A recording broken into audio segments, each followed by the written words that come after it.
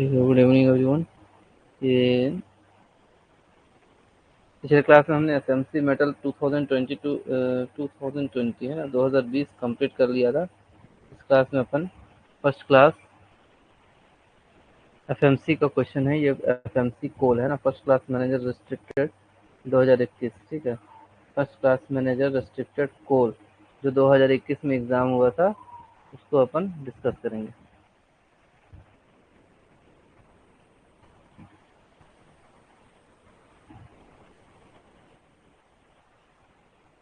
तो 2021 से क्या हो गया था, आपका पैटर्न चेंज हुआ है ना। इसमें क्या हुआ, आपका 150 क्वेश्चन आने लगे। 150 क्वेश्चन यहाँ 2021 से चालू हो गया कि डीजीएमएस ने नया वो पैटर्न चेंज किया। 150 क्वेश्चन अब आपके आने लगे और इसमें से 75 मार्क्स आपका क्या हो गया, 75 मार्क्स पासिंग मार्क्स हो गया।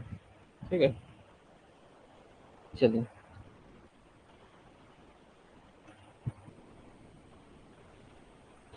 तो यह है फर्स्ट क्लास मैनेजर रिस्ट्रिक्टेड कोल जो 2021 में एग्जाम हुआ है ना। तो इसका पहला क्वेश्चन है, when it is intended to reopen a mine or seam after abandonment or after discontinuance for a period exceeding 60 days. ठीक है, जब अपन क्या करेंगे, किसी माइंस को रीओपन करना चाहते हैं है ना, जो बंद हो चुका था। क्या हुआ था, किसी कारणवश बंद हो चुका था, उसको अपन रीओपन करना चाहते हैं, या डिसकंटिन्यू हो चुका था 60 दिन से ज़्यादा के लिए। तो owner agent or manager not less than dash before resumption of mining operation give notice to the chief inspector of mines. ठीक है, उसे रीओपन करना चाहते हैं तो नोटिस ऑफ रीओपनिंग अपन को कितने दिन पहले देना है ना।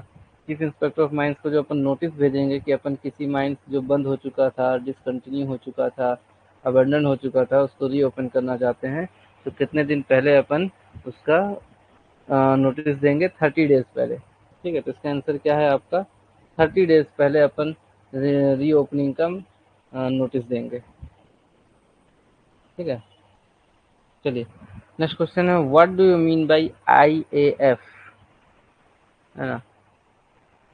आईएएफ का फुल फॉर्म क्या है, ये कहना चाहता है कि ये जो आईएएफ है इसका फुल फॉर्म क्या है ना। तो इमीडिएट एक्शन फ्लैग, इसका फुल फॉर्म क्या है, इमीडिएट, है ना, इमीडिएट एक्शन फ्लैग। आईएएफ का फुल फॉर्म है इमीडिएट एक्शन फ्लैग। क्या क्या ऑप्शन में रहता है, action forum, action force, activated flag, none of the option. ठीक है, तो इसका राइट आंसर क्या है, immediate action flag. Question number 3 है, the first aid room shall have a floor space of not less then A square metre, A is given by, है ना। जो आपका फर्स्ट एड रूम क्या होना चाहिए, उसका जो फ्लोर एरिया रहता है वो कितना, रूम क्या होता है, फर्स्ट एड रूम का फ्लोर एरिया कितना होना चाहिए, कितना से कम नहीं होना चाहिए, नॉट लेस देन, है ना, कितने से कम नहीं होना चाहिए फर्स्ट एड रूम का फ्लोर एरिया, कितना, 10, 10 स्क्वायर मीटर से कम नहीं होना चाहिए फ्लोर एरिया। ठीक है, तो ये क्वेश्चन आता है। और एक और क्वेश्चन आता है, रेस्ट शेल्टर का फ्लोर एरिया कितना स्क्वायर मीटर से कम नहीं होता है, 14 स्क्वायर मीटर स्क्वायर। ये एक क्वेश्चन और आता है ना। तो एक तो वो हो गया, फर्स्ट रूम का फ्लोर एरिया हो गया आपका 10 स्क्वायर मीटर से कम नहीं होना चाहिए। क्वेश्चन नंबर 4 देखिए क्या, scale of surface latrine accommodation shall be, जो सरफेस में लैट्रिन बनाया जाता है वो कितने लोगों में एक सीट बनाया जाएगा। ठीक है, 1 for every 50 males and 1 for every 50 females, एक ऑप्शन ये है। 100 males 50 females, 150 males 50 females, 100 males 100 males. ठीक है, इसका राइट आंसर क्या है, 50। एक सीट बनेगा, 50 मेल हो गए तो उसके लिए एक सीट बना दिया गया, और 50 फीमेल हो गए तो उसके लिए एक अलग सीट बना दिया गया। ठीक है, 1 for every 50 males and 1 for every 50 females के लिए क्या किया जाता है, एक सीट लैट्रिन का बनाया जाता है। क्वेश्चन नंबर 5 है, the first aid station shall be constructed such that the provision of a first aid station within a metre of another first aid station A is given by. ठीक है, तो first aid station बनाया जाता है, मान लीजिए surface में क्या नियम है कि कहीं भी 50 से ज़्यादा लोग काम करेंगे तो वहाँ फर्स्ट एड स्टेशन बनाया जाएगा। ठीक है, तो मान लीजिए एक वर्कशॉप में भी क्या नियम है, फर्स्ट एड स्टेशन, एक वर्कशॉप यहाँ है, दूसरा वर्कशॉप बगल में ही है, ठीक है। तो मिनिमम डिस्टेंस दो फर्स्ट एड स्टेशन के बीच का मिनिमम डिस्टेंस कितना होना चाहिए, ये क्वेश्चन में पूछ रहा है ना। तो कम से कम दो फर्स्ट एड स्टेशन में 300 मीटर का मिनिमम डिस्टेंस होना चाहिए, ठीक है। अब दो वर्कशॉप है, एक वर्कशॉप यहाँ है, एक वर्कशॉप यहाँ है, दोनों 100 मीटर या 50 मीटर के अंदर ही है, तो क्या रहेगा, एक ही फर्स्ट एड स्टेशन दोनों को सर्व कर देगा, ठीक है। तो दो अगर दो अलग अलग जगह पे फर्स्ट एड स्टेशन बनाना है तो दोनों फर्स्ट एड स्टेशन के बीच की दूरी कम से कम 300 मीटर होना चाहिए, ठीक है। तो इसका राइट आंसर क्या है, 300 मीटर। चलिए इलेक्ट्रिसिटी रूल से क्वेश्चन है, the earth fault current in installation of voltage exceeding 1100 kilo 1.1 kilo volt भी से बोलते हैं और 1100 volt and up to 11 KV 11 kilo volt shall not be, ठीक है। जो फॉल्ट करंट कितना होना चाहिए, तो अर्थ फॉल्ट करंट होता है, हम जो इंस्टॉल किए हैं वो क्या किए हैं, वोल्टेज 1100 वोल्ट से लेके 11 किलो वोल्ट तक अपन इंस्टॉल किए हैं, तो उसमें जो अर्थ फॉल्ट करंट है, छठवां, अर्थ फॉल्ट करंट है वो किससे ज़्यादा नहीं होना चाहिए, है ना, केवी शेल नॉट बी, ठीक है। तो जो अर्थ फॉल्ट करंट क्या होता है, करंट को अपन एम्पियर में बोलते हैं, है ना, तो वो 50 एम्पियर से ज़्यादा नहीं होना चाहिए, 50 एम्पियर तक अपन का चल जाएगा जो फॉल्ट करंट है ना। फॉल्ट करंट जो है वो 50 एम्पियर तक चल जाएगा, उससे ज़्यादा नहीं होना चाहिए जब 1100 वोल्ट से लेके 11 किलो वोल्ट तक अपन यूज़ करते हैं। बर्डन क्या होता है, अगला क्वेश्चन पूछ रहा है कि बर्डन क्या होता है ना। वहाँ बर्डन क्या होता है, the burden is the distance between, अपना क्या है, ये होल अपन अपने बनाया, ठीक है।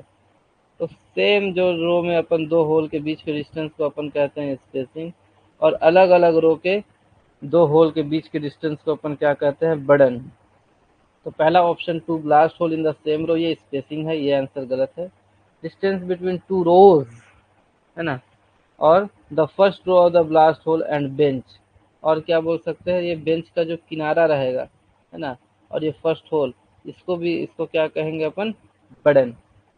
To blast holes between two rows, ठीक है। तो इसका राइट आंसर, एक्चुअल में आंसर क्या कहलाएगा, जब हम बेंच के ये किनारे वाला जो पोर्शन है, ठीक है, ये बेंच, अगला बेंच यहाँ से नीचे क्या हो गया, अगला बेंच चालू हो गया,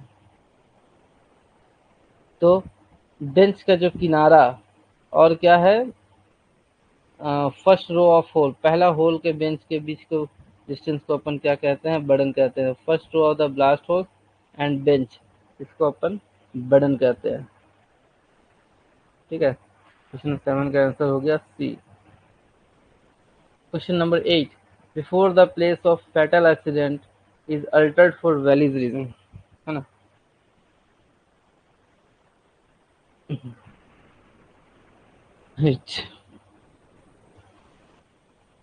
अगर आपको कहीं फैटल एक्सीडेंट हुआ है ना, तो इंस्पेक्शन से पहले आपको उस जगह को छेड़छाड़ करना है, तो उसका वैलिड रीजन आप क्या दे सकते हैं, है ना। बिफोर इंस्पेक्शन, यहाँ प्रिंटिंग मिस्टेक है, यहाँ होना चाहिए इंस्पेक्शन से पहले, बिफोर इंस्पेक्शन। इंस्पेक्शन से पहले जब अपन फैटल एक्सीडेंट के प्लेस को छेड़छाड़ करेंगे, अल्टर करेंगे, तो उसका वैलिड रीजन आप क्या देगो, ठीक है, क्या रीजन है कि आप छेड़छाड़ कर सकते हैं। पहला, accident site should be shown to trade union leaders, है ना, पहला ऑप्शन क्या है, एक्सीडेंट साइट को ट्रेड यूनियन लीडर को शो करना चाहिए। दूसरा क्या, sketch of the site illustrating the accident and relevant details should be prepared in duplicate and signed by manager, ठीक। अगर आप किसी एक साइट ऑफ एक्सीडेंट को, जहाँ फैटल एक्सीडेंट हुआ है, उसको आप छेड़छाड़ करना चाहते हैं ना, वहाँ कुछ ऐसा नेसेसरी, मतलब अगर उसे हम ठीक नहीं करेंगे तो दोबारा एक्सीडेंट हो जाएगा, ये हो गया, या प्रोडक्शन रुक जा रहा है, अगर ऐसा कुछ कारण है, तो उसे अगर आप करेंगे ठीक, तो उसके लिए आप सबसे पहले क्या करेंगे, एक स्केच बनाएंगे, उसमें साइट का स्केच बनाएंगे, उसमें सारा कुछ रहेगा कि यहाँ पास सब स्टेशन था, यहाँ पास इसका बॉडी पड़ा हुआ था, है ना, ये तार यहाँ खुला हुआ पड़ा था, इस तरीके का एक रफ स्केच बनाएंगे, उसमें सारा कुछ शो होना चाहिए कि क्या कंडीशन था at the time of accident, और दूसरा क्या, sketch should be supported by photographs of the place of accident, है ना। अब क्या है, मोबाइल का ज़माना है, कैमरा का ज़माना है, तो ये स्केच तो आप बनाए ही हो, इसके साथ जो फोटोज़ आप खींचोगे उससे भी सपोर्ट होना चाहिए, ये भी आंसर सही है। तीसरा क्या है, site must be shown to an official of ISO, ये ज़रूरी नहीं है ना। तो ऑप्शन आपका ई सही हो जाएगा, बोथ बी एंड सी। ठीक है, क्वेश्चन एक्चुअल में क्या पूछ रहा था कि आपको before inspection site of fatal accident को छेड़छाड़ करना, अल्टर्ड करना, है ना, कि उससे दोबारा एक्सीडेंट ना हो जाए, ये कारण हो सकता है ना। तो उसमें आपको स्केच बनाना है और स्केच को सपोर्ट करना है फोटोग्राफ से ही।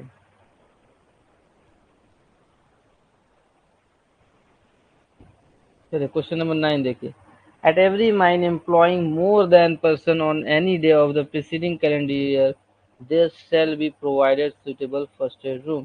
फर्स्ट एड रूम कब प्रोवाइड किया जाता है माइंस को, है ना। माइंस में जो फर्स्ट एड रूम का प्रावधान है कि आप फर्स्ट एड रूम बनाइए, तो कितना मिनिमम नंबर ऑफ पर्सन वहाँ काम करेंगे तो आप फर्स्ट एड रूम बनाएंगे, है ना।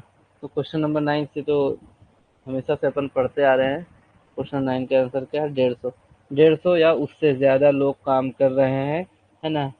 प्रीसीडिंग कैलेंडर ईयर, पिछले साल के कैलेंडर ईयर को देखेंगे। कैलेंडर ईयर क्या होता है, जनवरी से दिसंबर। फाइनेंशियल ईयर होता है अप्रैल से मार्च।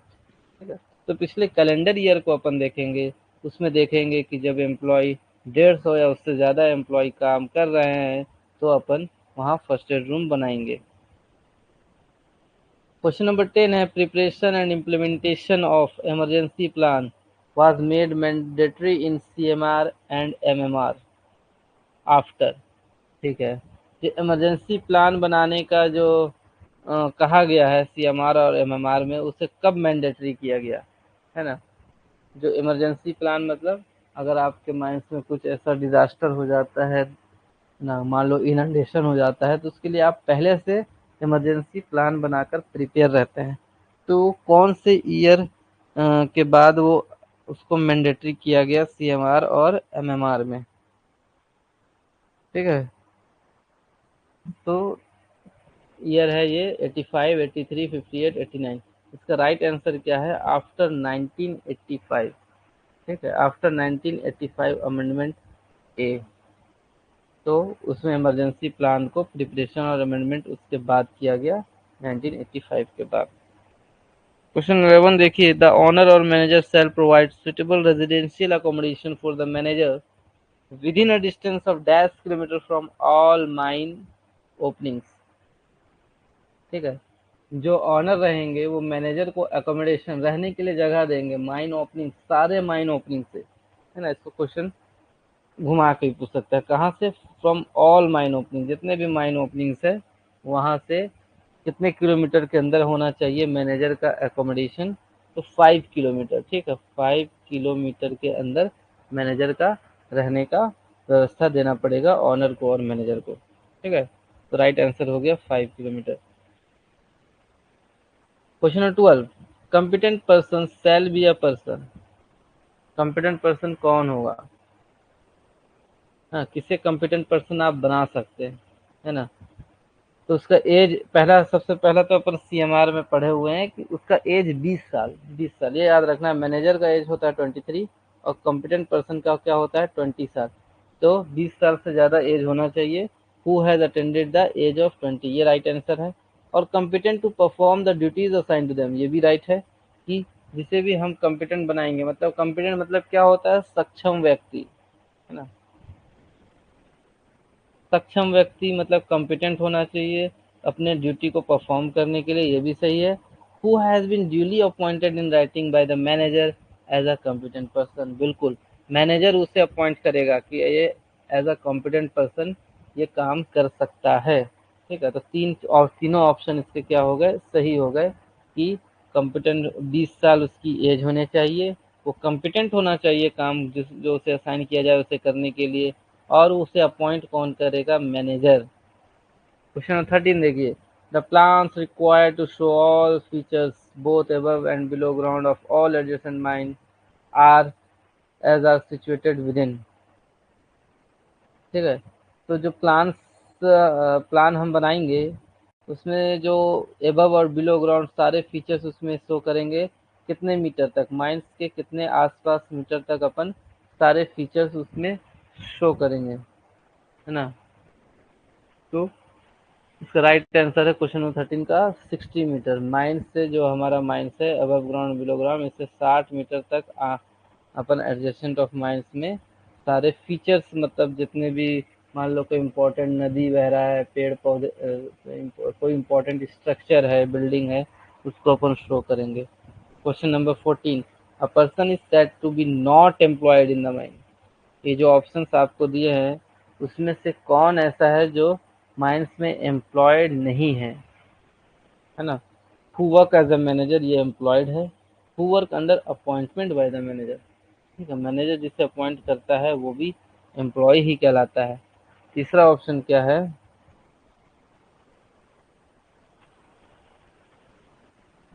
Who works in any office of the mine, mine के किसी भी ऑफिस में काम कर रहा है, लेकिन माइन का ऑफिस है, ठीक है, ऑफिस तो है लेकिन माइंस का ही ऑफिस है, तो ये भी एम्प्लॉयड ही कहलाएगा। अब question number sorry option number D क्या है, who work as a pump operator in a residential colony belonging to the mine. ये माइंस के अंदर काम नहीं कर रहा है, ये कहाँ काम कर रहा है, माइंस का जो कॉलोनी बनाया गया है, रेजिडेंशियल कॉलोनी, वहाँ पंप ऑपरेटर का काम कर रहा है, ठीक है, तो नॉट एम्प्लॉयड माइन होगा, ये माइंस के अंदर एम्प्लॉयड नहीं होगा। Who works in siding with in premises of the mine, mines premises के अंदर साइडिंग में काम कर रहा है, ये भी माइन एम्प्लॉयड रहेगा, ठीक है। तो क्वेश्चन नंबर 14 का आंसर क्या हो गया, D. Question number 15, every canteen shall be situated not less than dash from any latrine, urinal, boiler house, engine room, etc. ठीक है, जितने भी कैंटीन वगैरह बनाए गए हैं वो latrine, urinal, boiler house, engine room से कम कितने दूरी में बनाना चाहिए, है ना। तो कम से कम कितना दूरी में रहेगा, 15 का आंसर सी, 15 मीटर आपका कम से कम दूरी होना चाहिए, ठीक है, कैंटीन का किसी भी लैट्रिन, यूरिनल, बॉयलर हाउस से 15 मीटर की दूरी पे रहना चाहिए। Question number 16, in a flexible cable A flexible metallic covering is used.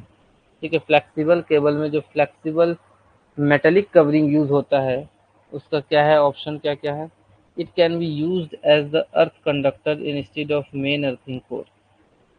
ठीक है, इसको हम अर्थ कंडक्टर की तरह यूज कर सकते हैं। फ्लेक्सिबल मेटेलिक कवरिंग को अपन किस तरीके से यूज करते हैं ना, तो पहला ऑप्शन क्या है, इसे अर्थ कंडक्टर की तरह यूज कर सकते हैं, नहीं बिल्कुल ये गलत है, क्योंकि अर्थ मेटेलिक कवरिंग क्या करता है, अपने को अर्थ कंडक्टर का काम करता है लेकिन वो साइड में, है ना। It shall not be used alone as the earth conductor but can be used as an additional earth conductor along with main earthing core. ठीक है, एक अर्थिंग कोर तो रहेगा ही, उसके अलावा ये एडिशनल अर्थ कंडक्टर की तरह काम कर सकता है। ये ऑप्शन एक सही है। सी क्या है, it shall never be use as the earth conductor, नहीं ये गलत है, इसको अर्थ कंडक्टर की तरह हम एक्स्ट्रा यूज कर सकते हैं, है ना। मेन अर्थ कंडक्टर तो रहेगा ही।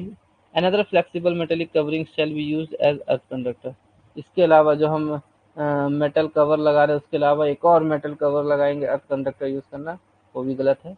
इसका राइट आंसर है it shall not be use alone as the earth conductor. ठीक है, अर्थ कंडक्टर की तरह यूज कर सकते हैं लेकिन सिर्फ इसी के भरोसे नहीं रहना है। That can be used as an additional earth conductor along with main earthing core, एक मेन अर्थिंग कोर रहेगा ही, इसके अलावा एडिशनल अर्थ कंडक्टर आपका यूज होगा। ठीक है, ये आपका क्वेश्चन नंबर 16 का आंसर है। Angle of draw is a trough subsidence helps to determine. ठीक है, जो सब्सिडेंस होता है, तो जो एंगल ऑफ ड्रॉ जो होता है वो क्या डिटरमाइन करता है। ठीक है, angle of draw in a trough subsidence helps to determine, angle of draw से हमें क्या पता चलता है। ठीक है, तो ये कितना सरफेस में, ये मान लो अंडरग्राउंड वर्किंग हुआ है इतना, तो सरफेस में कितना दूर तक उसका इफेक्ट पड़ा है ये हमें पता चलता है ना। तो इसका राइट आंसर है extent of surface subsidence, surface में कितने दूर तक सब्सिडेंस हुआ है वो हमें एंगल ऑफ ड्रॉ से पता चलता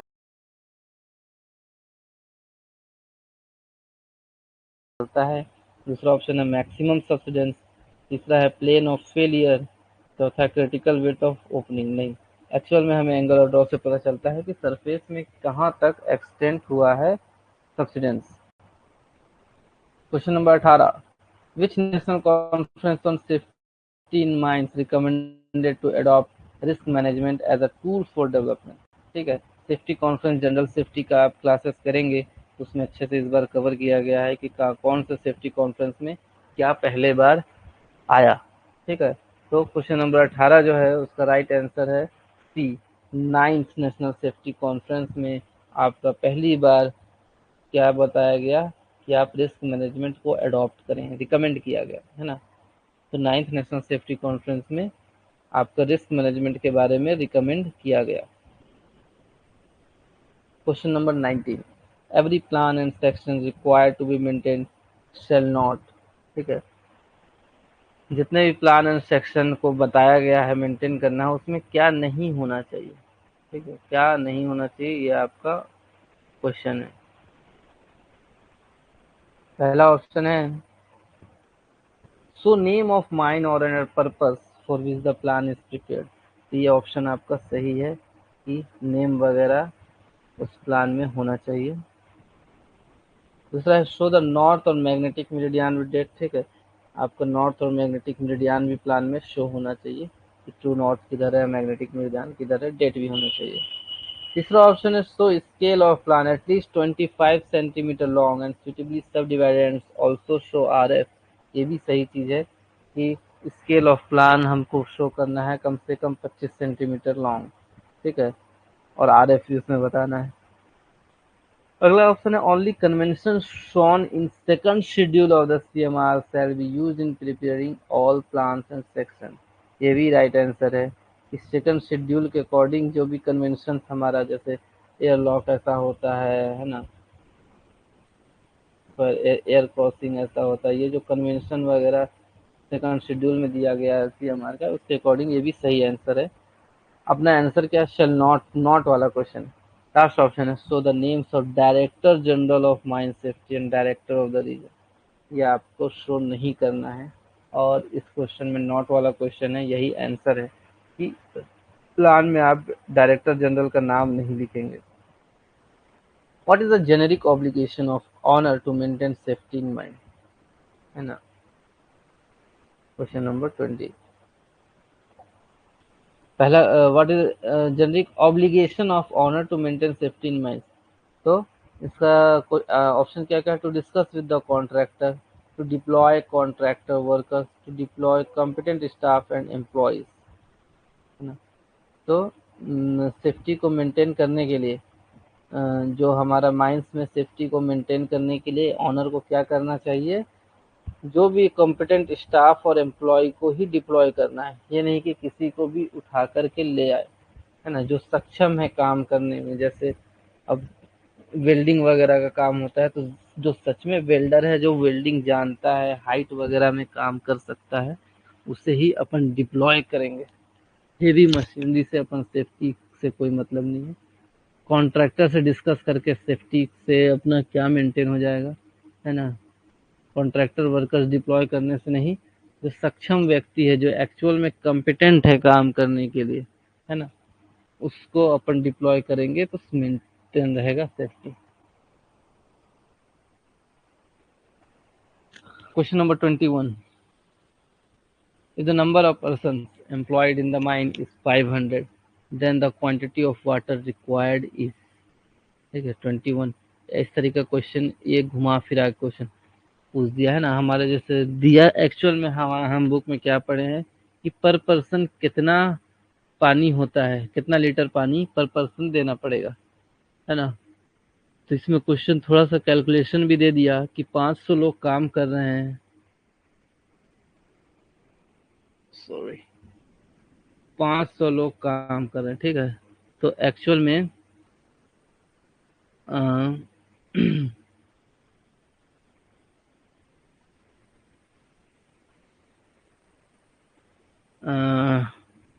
2 लीटर पर पर्सन होता है ना, 2 लीटर, 2 लीटर पर पर्सन। एक्चुअल में हम क्या पढ़े हैं कि 2 लीटर पर पर्सन रहना चाहिए आपका वो पानी, है ना।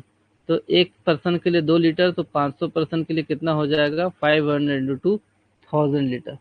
ठीक है, तो इसका राइट आंसर क्या हो जाएगा, 1000 लीटर।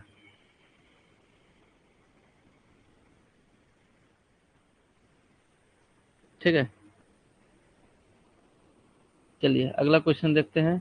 2 लीटर पर पर्सन, ये याद रखना, एक क्वेश्चन ये भी पूछ सकता है पर पर्सन के लिए कितना पानी के लिए कहा गया है। तो एक पर्सन के लिए 2 लीटर, तो 500 पर्सन के लिए आपका हो जाएगा 1000 लीटर। क्वेश्चन नंबर 22 देखिए, if the number of person employed in a mine is 5000, then the number of welfare officer appointed in the mine is, है ना। अगर 5000 वर्कर हैं किसी माइंस में, तो वहां वेलफेयर ऑफिसर्स कितने होंगे। ओके, तो देखिए इसका राइट आंसर क्या है, 22 का राइट आंसर है बी। क्या बोला जाता है कि 500 में एक वेलफेयर ऑफिसर दिया जाएगा, और पर 1500 में, है ना, पर 1500 एक्स्ट्रा जितने होते जाएंगे उसमें एक एडिशनल दिया जाएगा। 1500 है कि 2000, हाँ 15 मतलब 2000 में दो, और नहीं 2000 है क्या, सॉरी 2000 है, 2000 या 1500 ऐसी कुछ है। ठीक है, मान लीजिए 2000 है, तो इसमें हो जाएगा 2500 में 2 हो जाएगा, 5000 में 3 हो जाएगा। ठीक है, तो इस तरीके से वेलफेयर ऑफिसर, आपका राइट आंसर क्या आएगा, 3। ओके, लिस्ट के लिए क्या होगा, ड्रिंकिंग वाटर, लिस्ट के लिए मीन्स कम से कम कितना है, ये सब बोल रहे हैं क्या आप। ड्रिंकिंग वाटर का है कि एक पर्सन के लिए 2 लीटर पर पर्सन, है ना, तो 500 के लिए 2500 हो गया। ठीक है, क्लियर हुआ। चलिए आगे देखते हैं। Notice of change in address of owner shall be submitted within dash days to, हाँ कोई ऑनर चेंज हो रहा है तो उसका नोटिस हमें 7 दिन के अंदर देना है। ठीक है, 7 दिन के अंदर उसको नोटिस देना है, और सिम और रिम दोनों को देना है। ठीक है, तो क्वेश्चन नंबर 23 का आंसर हो गया, notice of change in address of owner shall be submitted within 7 days to CIM and RIM. Question 24 देखिए,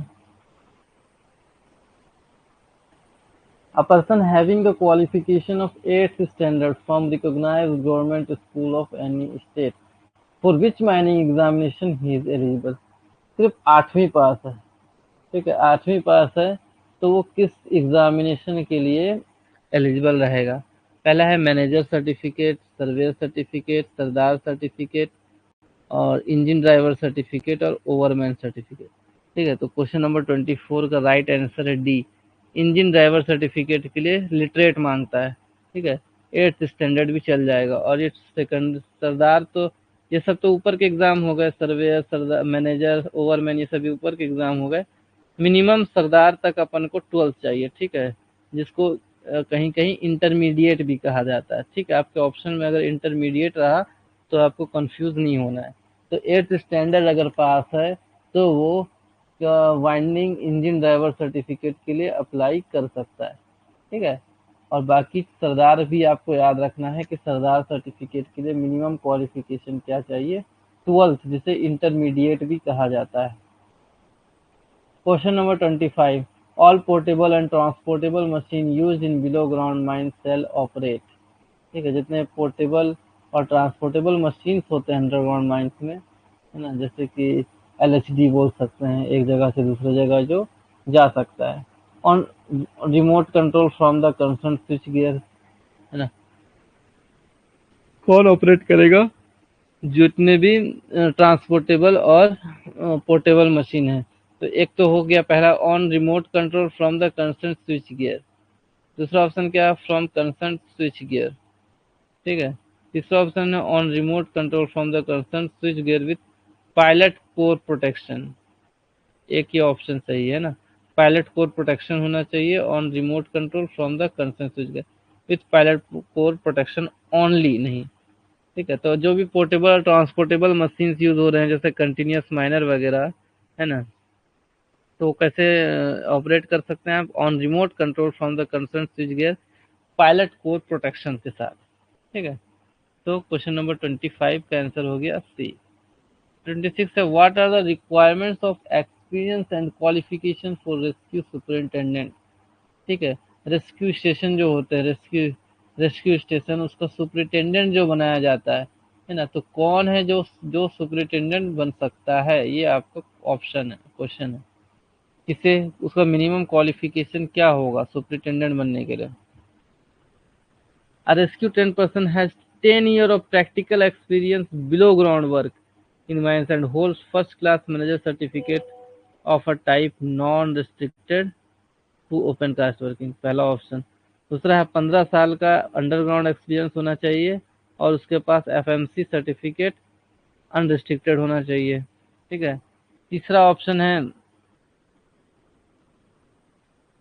A rescue trained person has a 5 year practical experience below ground underground working का 5 साल का practical experience होना चाहिए और FMC certificate होना चाहिए, not restricted to open cast working.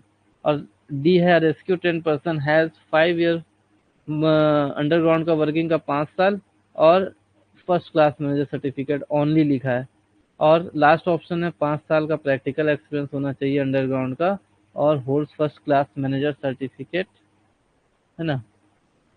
तो ये अनरेस्ट्रिक्टेड होना चाहिए। यहाँ देखिए रिस्ट्रिक्टेड अनरिस्ट्रिक्टेड नहीं लिखा, सिर्फ फर्स्ट क्लास सर्टिफिकेट लिख दिया। तो एक्चुअल में इसका आंसर है 5 साल तो प्रैक्टिकल एक्सपीरियंस अंडरग्राउंड का होना ही चाहिए और जो फर्स्ट क्लास सर्टिफिकेट होना चाहिए वो अनरिस्ट्रिक्टेड होना चाहिए, ठीक है, not restricted to open cast working. तो इसका राइट आंसर हो गया C. Okay, in case of fatal accident, fatal हो गया है किसी माइंस में, तो क्या मैनेजर क्या करेगा।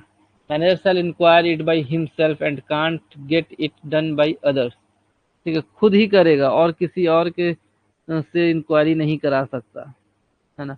दूसरा है manager shall get it inquired it by safety officer, safety officer से करवाएगा। Manager shall get it inquired through an assistant manager, assistant manager से करवाएगा। Manager shall inquire it by himself, या तो खुद करेगा, और shall get it inquired through an assistant manager, ठीक है। तो इसका राइट ऑप्शन यही है कि अगर कोई फेडरल एक्सीडेंट हो जाता है तो मैनेजर क्या करेगा, खुद जाकर उसका इंस्पेक्शन करेगा या फिर किसी असिस्टेंट मैनेजर से करवाएगा, ठीक है। तो 27 का आंसर क्या हो गया, डी, नहीं है, 27 का एक्चुअल आंसर डी है ना, खुद तो करेगा। एंड इसमें देखिए ए में ऑप्शन क्या, can't get it done by other, किसी और से नहीं करवा सकता, लेकिन आप सीएमआर अगर अच्छे से पढ़ेंगे उसमें ये लाइन भी लिखा हुआ है कि एक्सीडेंट नोटिस ऑफ एक्सीडेंट, है ना, एक्सीडेंट वाले में लिखा है कि manager shall inquire it by himself, खुद करेगा, और shall get it inquired through an assistant manager, ठीक है। क्वेश्चन नंबर डी का आंसर ये हो गया। Question number 28, as per mine vocational training rule 1966, every person who returns for duty of prolonged absence of more than days shall be required to be subjected to refresher training within days of his joining duty। कि कितने समय से ज़्यादा के लिए अगर कोई लंबा छुट्टी मार के आता है ना, किसी भी कारण से कोई कितने साल से कितने दिन से ज़्यादा के लिए अगर छुट्टी मारेगा तो कितने दिन के अंदर उसे रिफ्रेशर ट्रेनिंग देना है ज्वाइनिंग ड्यूटी के, है ना। तो 1 साल, 1 साल से ज़्यादा अगर कोई छुट्टी करके आता है ना, 1 साल से ज़्यादा अगर कोई छुट्टी करके आता है तो 1 मंथ के अंदर उसे क्या करना है, 1 ईयर से ज़्यादा का अगर कोई छुट्टी मारा है तो 1 मंथ के अंदर उसे रिफ्रेशर ट्रेनिंग देना है उसके ज्वाइनिंग से 1 मंथ के अंदर। ये सब माइंड वोकेशनल ट्रेनिंग रूल का है। Question number 29, maximum length of flexible cable that can be used with SDL machine shall not exceed, ठीक है। अंडरग्राउंड माइंस के जो मशीन्स होते हैं उसमें जो फ्लेक्सिबल केबल होता है उसमें मैक्सिमम आंसर 250 मीटर रहता है, ठीक है। जो एसडीएल मशीन्स हैं उसका क्या हो गया, जो फ्लेक्सिबल केबल का लेंथ है वो कितना मीटर का होगा, 29 का answer D. While assessing risk of an activity one must consider, है ना, अपन क्या कर रहे हैं, रिस्क को एसेस कर रहे हैं, रिस्क को एसेस कर रहे हैं किसी भी एक्टिविटी का कि यहाँ रिस्क क्या हो सकता है, तो हमें क्या कंसिडर करना चाहिए। एग्जिस्टिंग पॉलिटिकल कंडीशन से हमें कोई मतलब नहीं है, हम रिस्क देख रहे हैं। Existing control against the activity, है ना, जब आप रिस्क को अपन एसेस करेंगे तो पहले देखेंगे कि एक्चुअल में वहाँ क्या कंट्रोल है किसी भी एक्टिविटी में। मान लीजिए कोई बेल्ट कन्वेयर चल रहा है, तो आप बेल्ट कन्वेयर में रिस्क देखने गए, तो पहले वहाँ जाके ये देखेंगे पहले से आप क्या प्रिकॉशन ले रहे हैं कि रिस्क कंट्रोल रहे, है ना। एग्जिस्टिंग मैन पावर से कोई मतलब नहीं है, मार्केट प्राइस ऑफ कोल से मतलब नहीं है, डिमांड फॉर कोल से मतलब नहीं है। इसका राइट आंसर हो गया existing control against the activity. Question number 31, in hand held operators the voltage shell not be more than, ठीक है, जो हैंड हेल्ड ऑपरेटर्स होते हैं, जैसे मान लीजिए जैक हैमर, है ना, या ड्रिल करते हैं जो अंडरग्राउंड माइंस में होल करते हैं, रूफ में ड्रिल करते हैं, वो ये सब क्या हो गया, हैंड हेल्ड ऑपरेटर्स। तो उसका वोल्टेज कितने से ज़्यादा नहीं होना चाहिए, है ना। तो हैंड हेल्ड ऑपरेटर्स का वोल्टेज आपका 125 वोल्ट से ज़्यादा नहीं होना चाहिए। ये वाले बहुत सारे क्वेश्चन हैं, जैसे एक क्वेश्चन पूछता है सिग्नल जो होता है उसका कितना होगा, तो वो 30 वोल्ट। हाँ, ये जो इस तरीके के जो क्वेश्चन है वो सारा हमें दिमाग में रखना है, ठीक है। सिग्नल का 30 वोल्ट, टेलीफोन का वायर का कितना वोल्ट, है ना। तो ये सारा कुछ हमें ध्यान में हमेशा रखना है, ठीक है। तो हैंड हेल्ड ऑपरेटर्स क्या हो गया, 125 volt.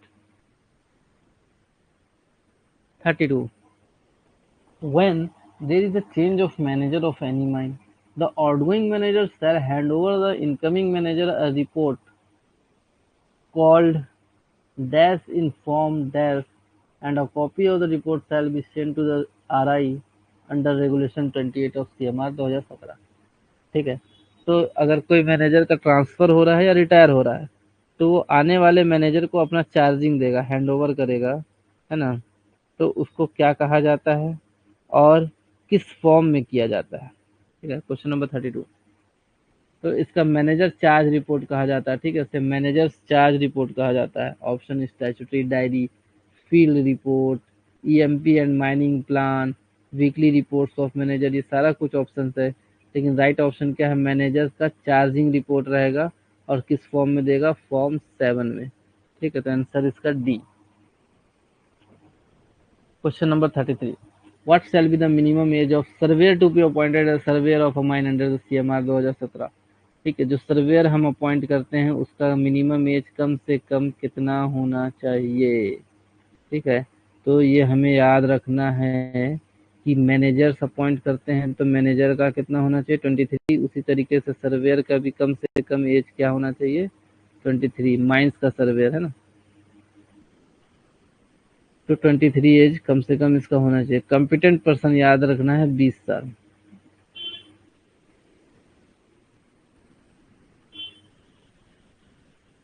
Question 34, which of the words have not been defined under regulation 2 of the CMR 2017, ठीक है।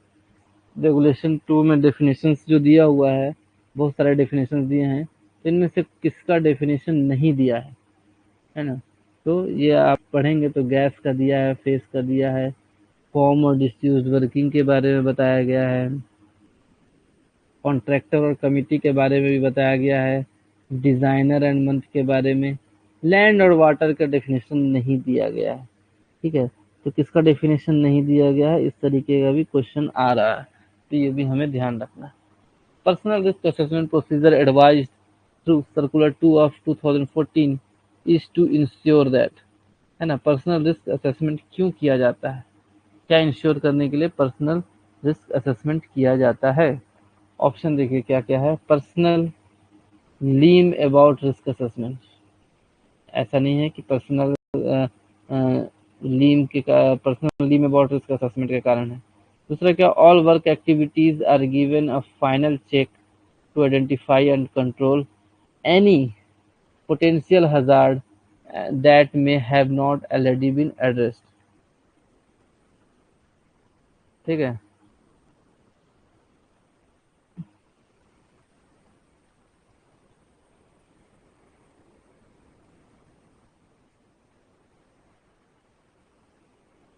तो दूसरा राइट आंसर है कि all work activities are given a final check. Personal risk assessment क्यों किया जाता है कि जितने भी एक्टिविटीज है उसे फाइनल चेक किया जाए, to identify and control any potential hazard, किसी भी पोटेंशियल हजार्ड को आइडेंटिफाई और कंट्रोल करने के लिए जिसे ऑलरेडी देखा जा चुका है। तीसरा option, check after the work is complete whether all measures used for control of hazard are taken up और नॉट, ये भी नहीं है। Persons learn about safety management, personal risk इसलिए नहीं किया जाता है कि सेफ्टी मैनेजमेंट को पढ़ा जा सके ना। इसका राइट आंसर है ऑल वर्क एक्टिविटीज जो भी है उसे फाइनल चेक दिया जाता है ना।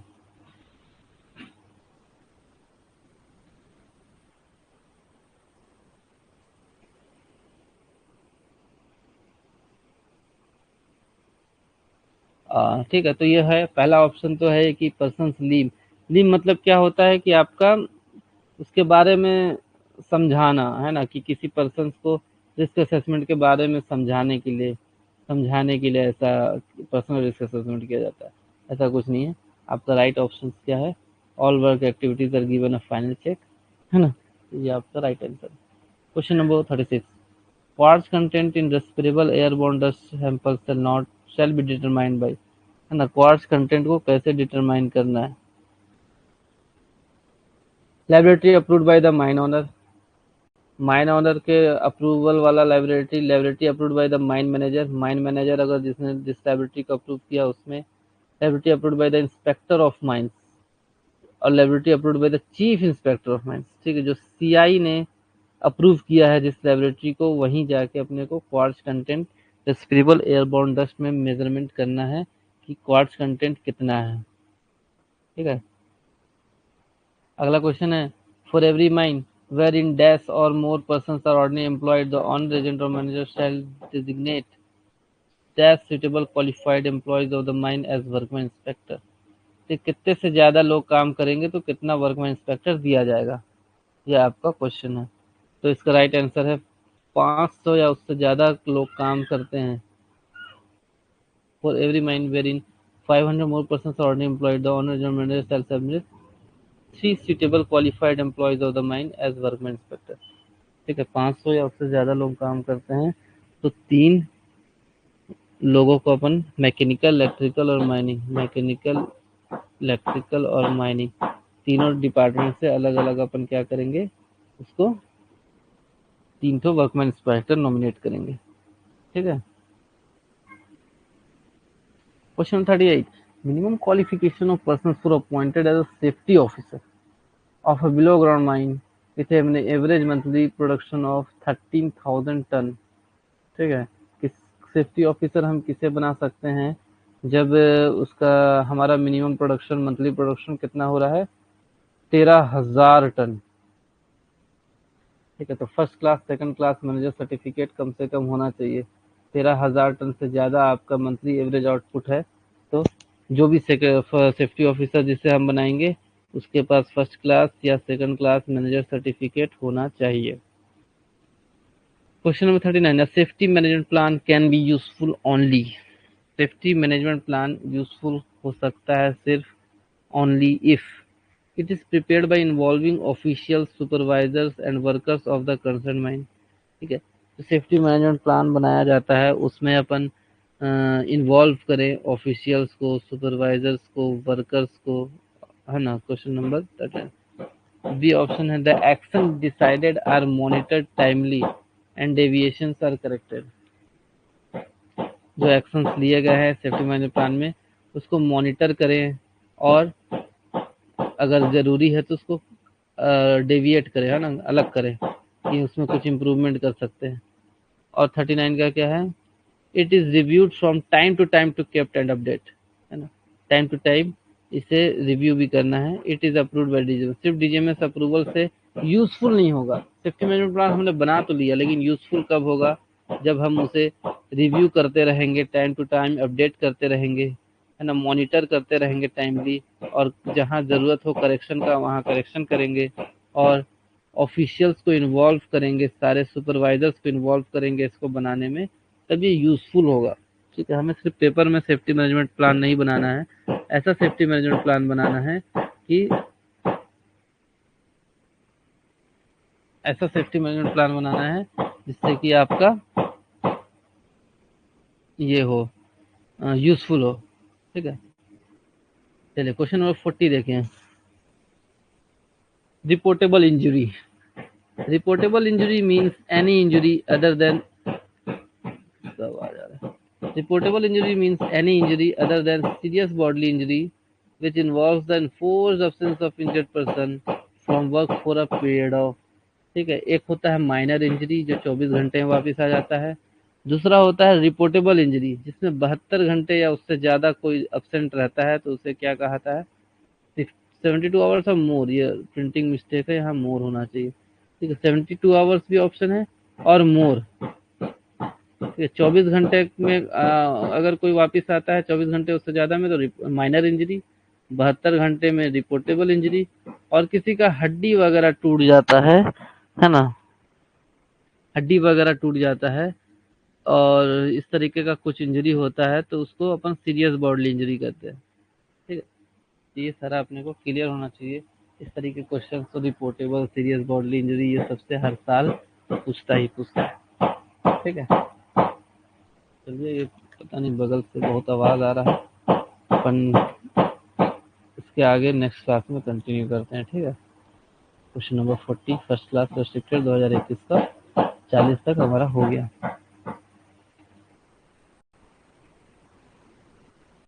ठीक है, 72 आवर्स आपका रिपोर्टेबल है। ये कंफ्यूजन होता है, माइनर इंजरी होता है 24 hours.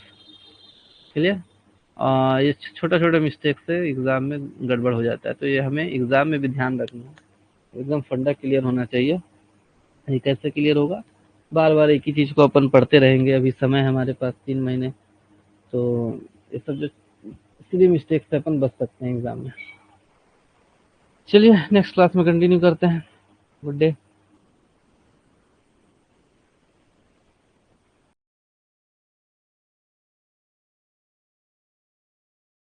To watch the complete video, download Mining Gyan 2.0 app from the Play Store and enjoy seamless learning with Mining Gyan 2.0.